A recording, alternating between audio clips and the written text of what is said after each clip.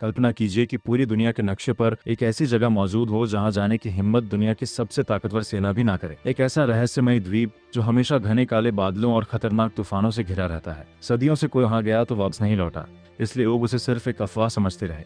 लेकिन अगर उस द्वीप पर सचमुच ऐसे जीव रहते हों जो इंसानों से हजारों साल पहले इस धरती के असली शासक थे, तो क्या होगा? और अगर उन सभी दानवों का जा एक ऐसा विशालकाय गोरिल्ला हो जिसकी एक दहाड़ से पूरा जंगल कांप उठे, तो क्या कोई इंसान उसके सामने जिंदा बच सकता है? आज की कहानी हमें उसी रहस्यमय दुनिया ले जाती है जहां प्रकृति का हर नियम बदल जाता है और जिंदा बचना ही सबसे बड़ी जीत बन जाती है। कहानी की शुरुआत होती है साल 1944 से, जब पूरी दुनिया दूसरे विश्व युद्ध की आग में जल रही होती है। आसमान में हर तरफ लड़ाकू विमान उड़ रहे हैं और गोलियों की आवाज लगातार गूंज रही है। इन्हीं विमानों में एक अमेरिकी और एक जापानी फाइटर पायलट भी शामिल है। दोनों एक दूसरे को खत्म करने की पूरी कोशिश कर रहे होते हैं। अचानक उनकी हवाई लड़ाई इतनी खतरनाक हो जाती है कि दोनों के विमान बुरी तरह क्षतिग्रस्त हो जाते हैं। कुछ ही पलों बाद दोनों विमान समुद्र के बीच स्थित एक अनजान द्वीप पर गिरकर तबाह हो जाते हैं। क्रैश के बावजूद दोनों पायलट जिंदा बच जाते हैं, लेकिन युद्ध अभी उनके लिए खत्म नहीं हुआ था। जैसे ही वे मलबे से बाहर निकलते हैं, दोनों फिर आमने सामने आ जाते हैं। गोलियां खत्म हो चुकी होती हैं, इसलिए अब लड़ाई हाथों और चाकुओं से शुरू होती है। दोनों पूरी ताकत से एक दूसरे पर हमला कर रहे होते हैं। तभी अचानक जमीन हल्के हल्के कांपने लगती है। पहले उन्हें लगता है कि शायद भूकंप आया है, लेकिन अगले ही पल जंगल के विशाल पेड़ ऐसे हिलने लगते हैं जैसे कोई उनसे भी बड़ा जीव उनके बीच से गुजर रहा हो। दोनों धीरे धीरे पीछे मुड़कर देखते हैं और जो नज़ारा उनके सामने होता है उसे देखकर उनके चेहरे का रंग उड़ जाता है। उनके सामने एक विशालकाय गोरिल्ला खड़ा था। इसके बाद कहानी लगभग 29 साल आगे बढ़ती है और हम पहुंचते हैं साल 1973। वियतनाम युद्ध समाप्त हो चुका है, लेकिन दुनिया अभी भी नई नई खोजों और रहस्यों के पीछे भाग रही है। इसी दौरान मोनार्क नाम की एक गुप्त वैज्ञानिक संस्था के शोधकर्ता बिल रांडा को कुछ ऐसी सैटेलाइट तस्वीरें मिलती हैं जिन्हें देखकर उसकी जिंदगी बदल जाती है। उन तस्वीरों में समुद्र के बीच एक ऐसा द्वीप दिखाई देता है जो हमेशा घने बादलों और खतरनाक तूफानों से ढका रहता है। दुनिया के किसी भी नक्शे में उसकी सही जानकारी नहीं होती। रांडा का मानना होता है कि ये जगह सिर्फ एक द्वीप नहीं, बल्कि ऐसे जीवों का घर हो सकती है जिनके बारे में इंसानों ने सिर्फ कहानियां सुनी है। काफी बहस और सरकारी मंजूरी के बाद आखिरकार एक विशेष अभियान तैयार किया जाता है। इस अभियान में वैज्ञानिकों के साथ साथ अनुभवी सैनिकों की एक टीम भी भेजी जाती है, क्योंकि किसी को नहीं पता कि वहां उनका सामना किस चीज से होने वाला है। इस मिशन में दुनिया के सबसे बेहतरीन ट्रैकर जेम्स कॉनराड को शामिल किया जाता है, जो मुश्किल से मुश्किल जंगल में भी रास्ता ढूंढ सकता है। उनके साथ फोटो जर्नलिस्ट मेसन वीवर भी होती हैं, जिनका उद्देश्य सिर्फ तस्वीरें लेना नहीं बल्कि दुनिया के सामने सच लाना होता है। आखिरकार वह दिन आ जाता है जब कई हेलीकॉप्टर सैनिकों और वैज्ञानिकों को लेकर उस रहस्यमय द्वीप की ओर उड़ान भरते हैं। शुरुआत में सब कुछ सामान्य लगता है, लेकिन जैसे जैसे वे अपने लक्ष्य के करीब पहुंचते हैं, मौसम अचानक बदलने लगता है।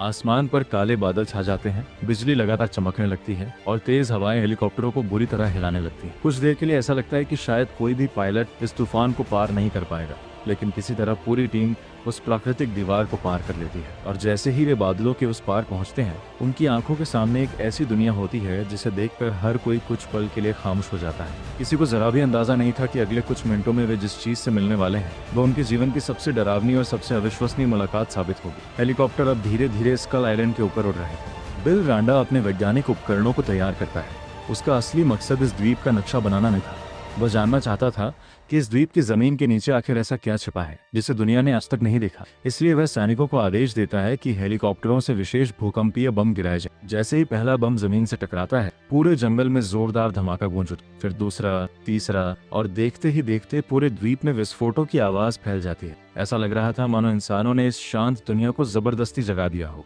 किसी को कुछ समझने का मौका भी नहीं मिलता और सबसे आगे उड़ रहा हेलीकॉप्टर एक ही वार में हवा में टूटकर आग के गोले में बदल जाता है। बाकी सैनिक कुछ समझ पाते उससे पहले वही विशाल आकृति पेड़ों के ऊपर उठकर उनके सामने आ जाती है। उसकी ऊंचाई इतनी ज्यादा थी कि हेलीकॉप्टर उसके कंधों के आसपास उड़ते हुए दिखाई दे रहे थे। उसकी लाल गुस्से से भरी आंखें सीधे उन इंसानों को देख रही थीं, जिन्होंने उसके घर की शांति को धमाकों से तोड़ दिया था। वह एक जोरदार दहाड़ लगाता है और उसकी आवाज पूरे द्वीप में गूंज उठती है। उस दहाड़ की ताकत इतनी भयानक थी कि कई सैनिक डर के मारे कुछ पल के लिए जड़ हो जाते हैं। कॉन्ग बिना एक सेकंड गंवाए हमला कर देता है। जो सैनिक जहां गिरा वहीं फंस गया। कोई घने जंगल में था, कोई पहाड़ों के बीच, तो कोई दलदल के किनारे। रेडियो संपर्क टूट चुका था और किसी को ये नहीं पता था कि बाकी लोग जिंदा भी हैं नहीं। लेकिन किसी को अभी भी ये एहसास नहीं था कि कॉन्ग उनका सबसे बड़ा दुश्मन नहीं है।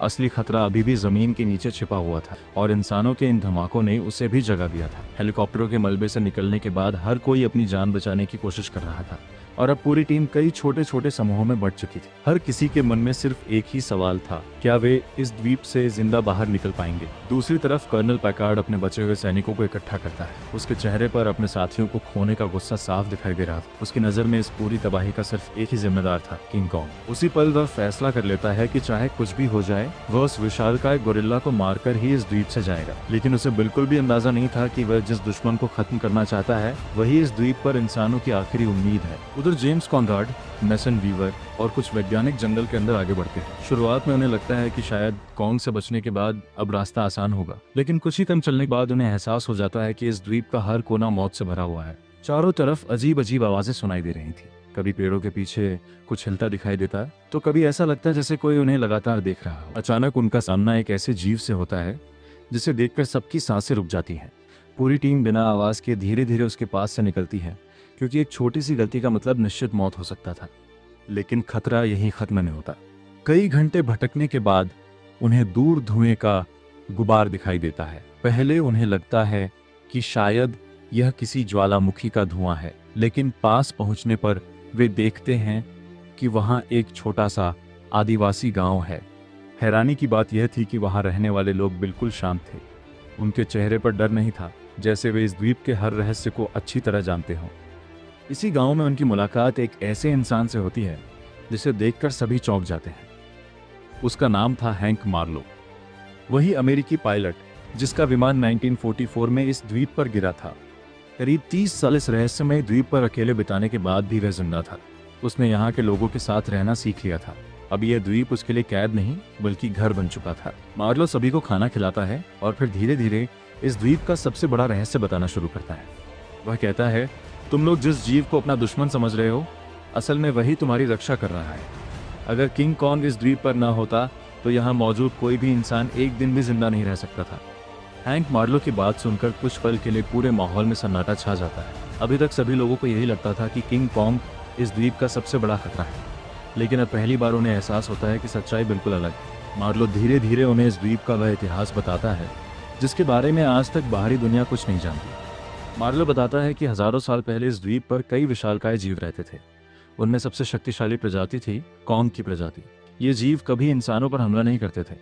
उनका काम सिर्फ इस द्वीप के संतुलन को बनाए रखना था। लेकिन समय के साथ जमीन के बहुत नीचे रहने वाले खतरनाक जीवों का समूह धीरे धीरे बाहर आने लगा। इन्हें स्कल क्रॉलर्स कहा जाता था। इनका शरीर छिपकली जैसा था, लेकिन आकार किसी इमारत जितना बड़ा। इनके पास न दया थी और न ही डर। इनका सिर्फ एक ही उद्देश्य था, जो भी जिंदा मिले उसे खत्म कर देना। मार्लो की आंखें गंभीर हो जाती हैं। वह बताता है कि कई साल पहले इन्हीं स्कल क्रॉलर्स ने कॉन्ग के पूरे परिवार पर हमला कर दिया था। लड़ाई कई दिनों तक चली, लेकिन आखिर में कॉन्ग के माता पिता और उसकी पूरी प्रजाति लगभग खत्म हो गई। सिर्फ एक छोटा सा कॉन्ग जिंदा बचा। वही बच्चा धीरे धीरे बड़ा होकर आज इस पूरे द्वीप का राजा बना है। हर दिन वह अकेला इन राक्षसों से लड़ता है ताकि वे जमीन के नीचे ही दबे रहें और कभी बाहर न निकल सके। ये सुनकर मेसन वीवर समझ जाती है कि कॉन्ग कोई राक्षस नहीं, बल्कि एक ऐसा योद्धा है जो पूरी दुनिया को बचाने के लिए अकेले लड़ रहा है। लेकिन दूसरी तरफ कर्नल पैकार्ड इन बातों पर बिल्कुल विश्वास नहीं करता। उसके लिए कॉन्ग वही जीव है जिसने उसके कई सैनिकों की जान ली थी। उसके अंदर बदले की आग इतनी बढ़ चुकी थी कि अब उसे सही और गलत में कोई फर्क दिखाई नहीं दे रहा था। उधर पैकार्ड अपने सैनिकों के साथ हेलीकॉप्टर के मलबे तक पहुंच जाता है। वहां उन्हें विस्फोटक और हथियार मिल जाते हैं। पैकार्ड तुरंत एक नई योजना बनाता है। उसका इरादा होता है कि कॉन्ग को एक जगह बुलाकर इतने शक्तिशाली बमों से उड़ाया जाए कि उसका नामो निशान मिट जाए।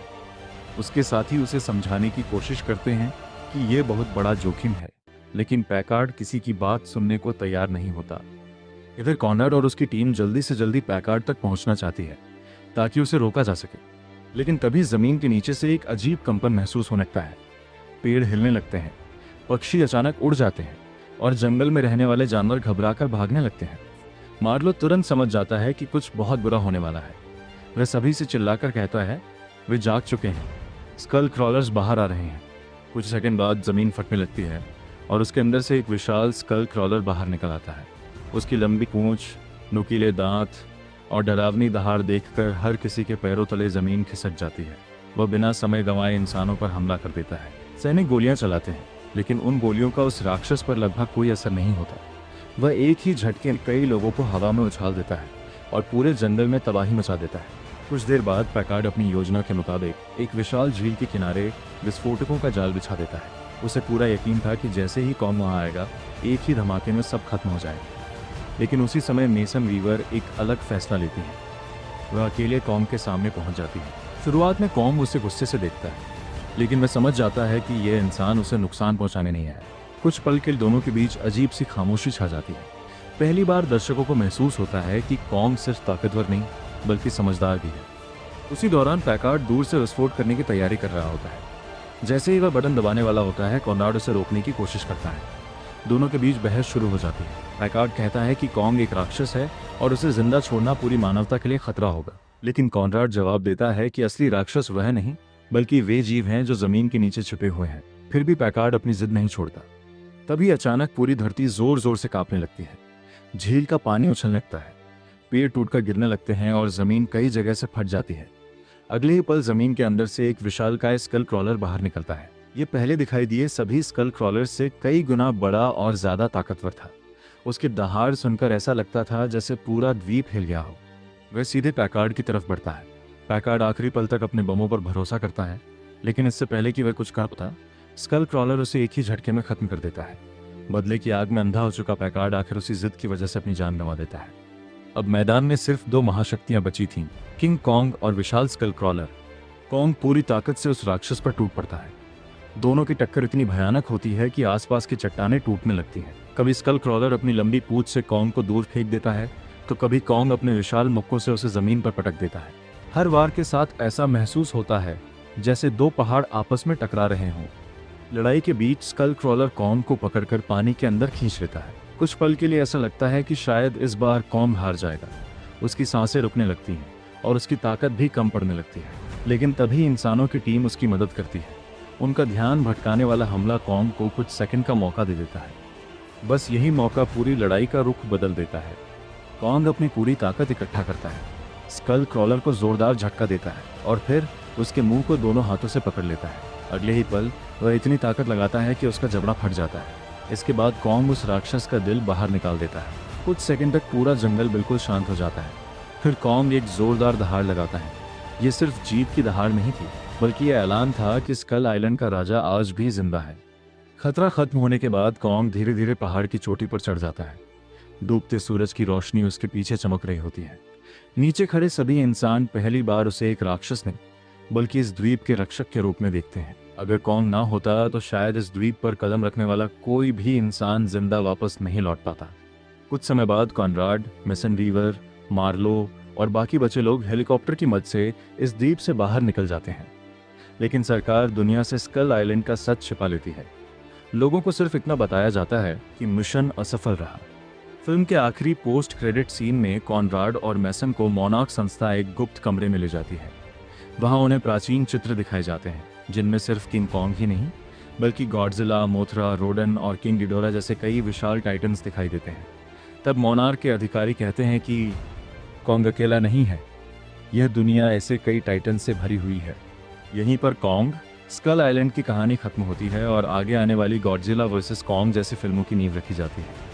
अगर आपको ये कहानी पसंद आई हो तो वीडियो को लाइक करें, चैनल को सब्सक्राइब करें और कमेंट करके ज़रूर बताइए कि अगर आपको स्कल आइलैंड जाने का एक मौका मिले तो क्या आप वहाँ जाना चाहेंगे।